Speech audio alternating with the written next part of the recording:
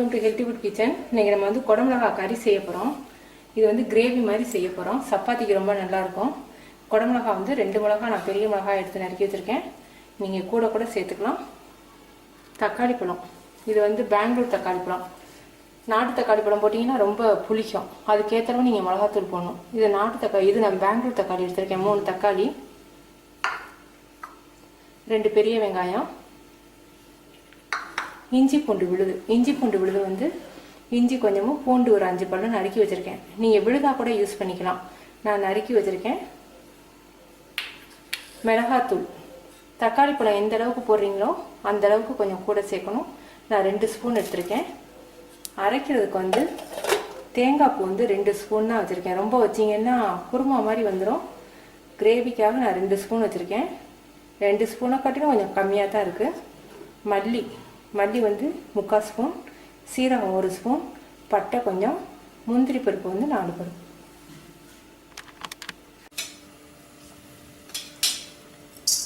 Oil தேவையில்லை.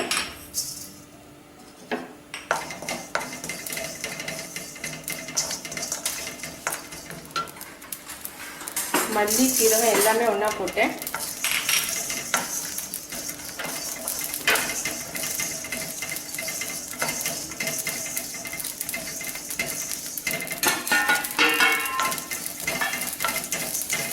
அமர்த்திடலாம். இதை நைஸாக மிக்சியில் அரைச்சி கொண்டுருவோம். கடுகும் சீரகமும் எடுத்திருக்கேன்.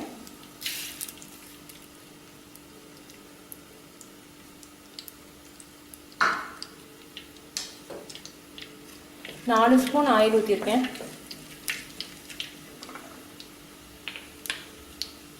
வெங்காயம் கருகி,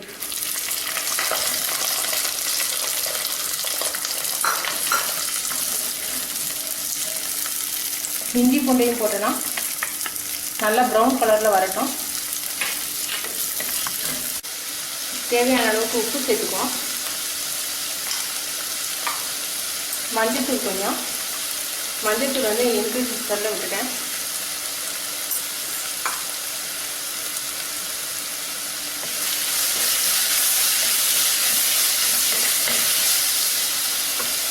இப்போ தக்காளி பழத்தை சேர்த்துக்குவோம். தக்காளி பழம் நல்லா மசியட்டும்.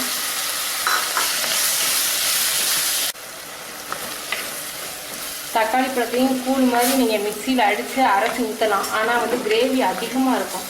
கொஞ்சம் காய் கடிபட்டால் தான் நல்லாயிருக்கும் கிரேவி.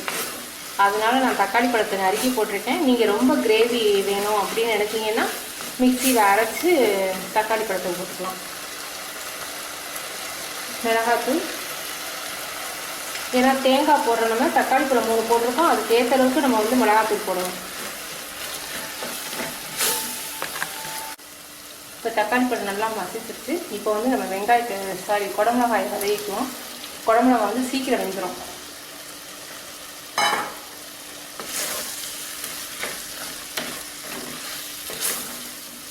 ஒரு 2 நிமிஷம் இருக்கட்டும், நல்லா வதங்கட்டும்.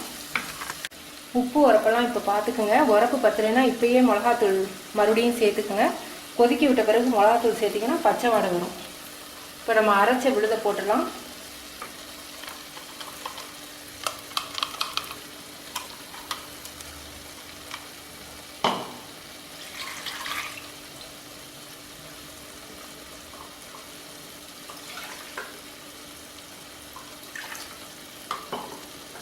ரொம்ப தண்ணி ஊற்ற வேண்டாம்.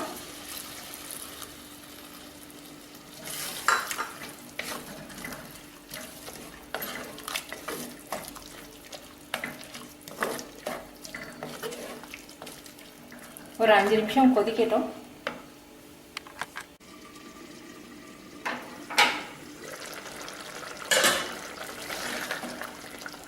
கிரேவி ரெடி ஆயிடுச்சு. குடமிளகா ஃப்ளேவர் ரொம்ப நல்லாயிருக்கு. இது வந்து சப்பாத்தி, நான், புரோட்டா, இட்லி எல்லாத்துக்குமே ரொம்ப நல்லாயிருக்கும். நீங்கள் செஞ்சு பார்த்துட்டு உங்கள் கமெண்ட்ஸ் எனக்கு சொல்லுங்கள். தேங்க்யூ.